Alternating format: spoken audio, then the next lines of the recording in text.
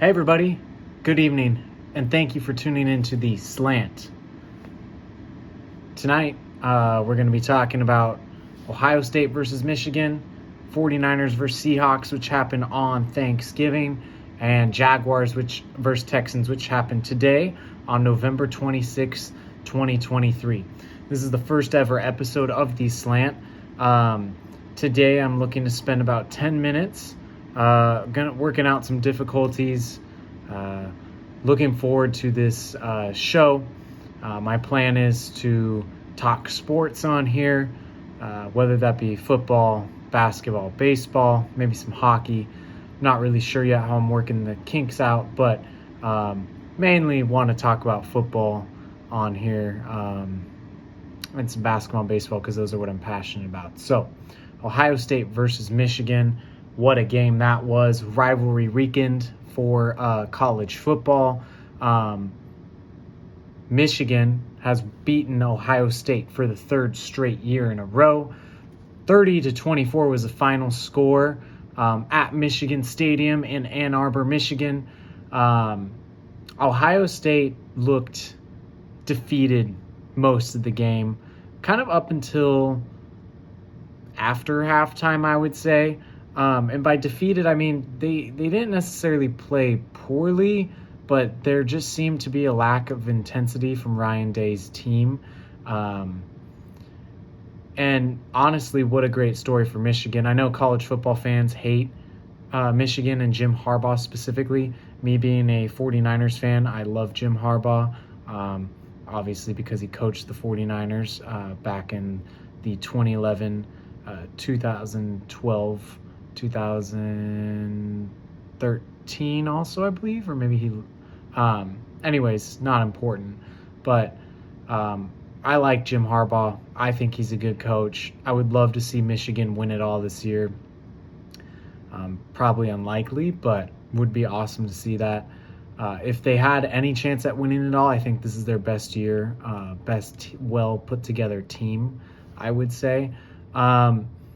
Looking at the box score, J.J. McCarthy for Michigan went 16 of 20 with an 80% completion rate, 148 yards, and 1 touchdown with an overall QBR of 121.50. So he had a pretty solid game, but really what stood out for me was Michigan's defense. I know that Ohio State did score 24 points, but I just felt like Michigan's defensive line dominated the trenches all day long. I felt like they had Ohio State on their heels, kind of like fighting back the entire time, trying to play catch up with Michigan. But overall, I mean, Michigan's defense looked good. Will Johnson had an interception. Rod Moore had an interception. They just looked better on defense, which ultimately is what this game came down to. As for Ohio State, Kyle McCord was 18 of 30 with a 60% completion percentage. He had 271 yards, 2 touchdowns, and 2 interceptions for an overall QBR of 94.22. That was tough. Marvin Harrison Jr., fantastic game, had a touchdown. So, I mean, Emeka Egbuka, he had a touchdown also, but Marvin Harrison Jr. is just a different breed of receiver. He is a stud. He is a top NFL, will be a top NFL prospect and player, obviously, here in the future. But yeah, I mean, I don't know what it was, but based off the game I watched, Ohio State just didn't look as competitive as I thought they might be, and it is what it is. Michigan won. Go Big Blue. Happy for Michigan. Happy for Harbaugh. Should be a fun college football playoff series to watch. As for Thanksgiving, I hope you all enjoyed your turkey. I know I enjoyed mine. 49ers Seahawks. 49ers 31, Seahawks 13. Brock Purdy didn't do anything super special this game.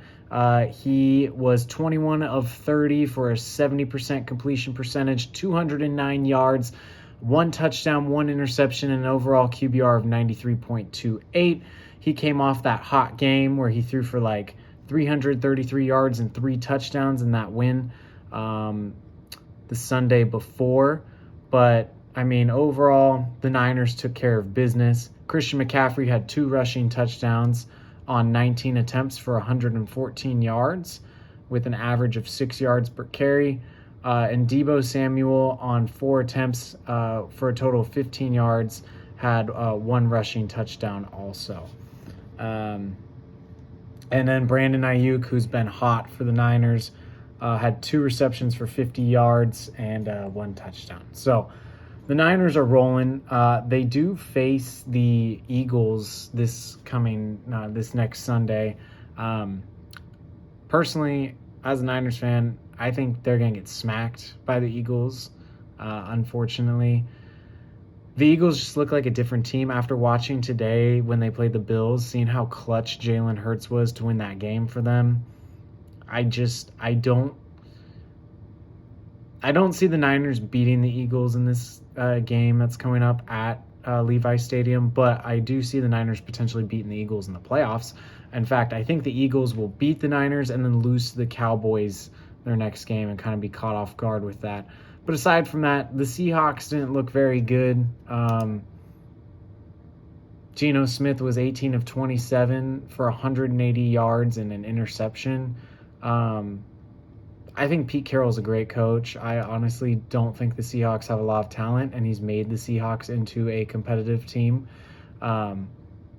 I think if Pete Carroll were the 49ers coach, I think the 49ers would be better off with Pete Carroll as their coach than Kyle Shanahan. That's just my personal take. But, yeah, the Seahawks, they weren't very competitive. They wore the highlighter jerseys, and the Niners wore their white-hot 94 Niners jerseys. I thought they looked great. I liked that jersey matchup. Some people hate the highlighter Seahawk jerseys, but I like them at night because they stand out. Overall, kind of a boring game to watch. Not much to talk about from it. But the Niners win and are still first in the NFC West, holding the 2 seed in the NFC playoff picture. And then, as I had mentioned to you all, I wanted to talk about the Texans-Jaguars. C.J. Stroud, the Texans quarterback, has become one of my favorite players to watch. Obviously, this is his rookie season. He threw for 20. He was 26 of 36 for a 72% completion percentage, 304 yards and 2 touchdowns. He had a studly day today. His QBR was 125.05. He's the real deal. He's so much fun to watch. He seems very humble for being a first-year QB. He just seems like a great guy, and I love that about him. They lost 24-21 to the Jaguars. Unfortunately, I was really pulling for them. But C.J. Stroud's the real deal. Like, if he has the ball left in his hand with a minute, I would put money on him to, win the game. That's how much confidence I have in him. So, aside from having just 2 touchdown passes, he also had a rushing touchdown.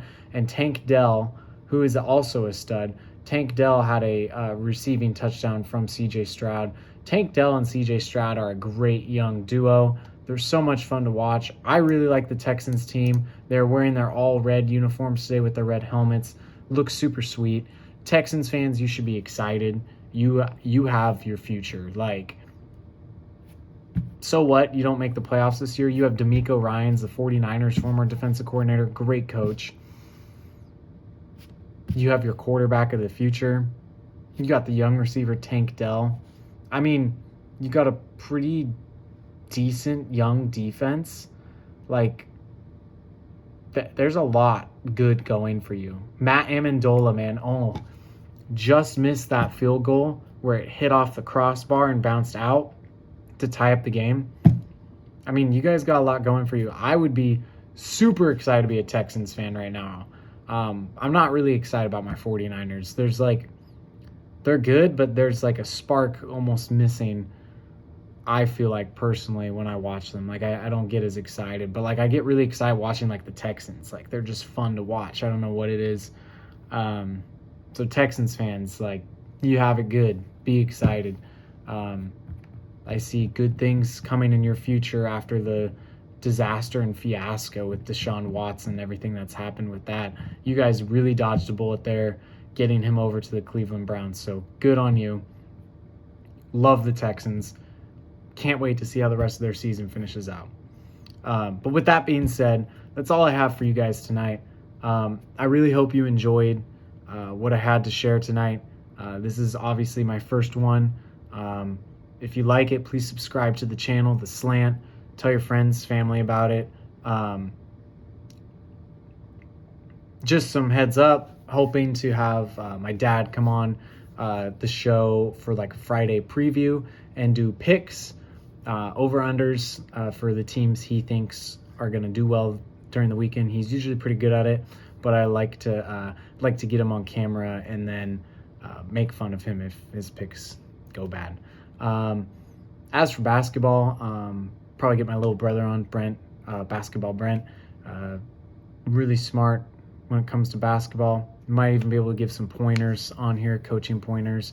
Currently playing college basketball, so we'll get him on the show to talk about the Warriors and why we were talking about how they're struggling and why he thinks that they're going to be fine, and you'll see him in the playoffs this year. So that being said, thank you for tuning into The Slant. I hope you all have a good rest of your night, and we'll see you next time. All right.